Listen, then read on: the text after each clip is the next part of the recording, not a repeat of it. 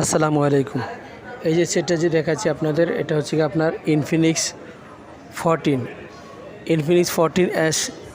এটা রেট রাখা যাবে কি আপনার 26,500 টাকা। এটা র্যাম হচ্ছে গিয়া 8/256। এটা যমুনা ফিউচার পার্কে। যদি কারো লাগে আপনারা সোহাগ টেলিকমে আসবেন। আর এবার যে সেটটা দেখাচ্ছি আপনাদের, এটা হচ্ছে মটোরোলা 45। এটা আপনার 128। এটা রাখা যাবে আপনার 20,500 টাকা।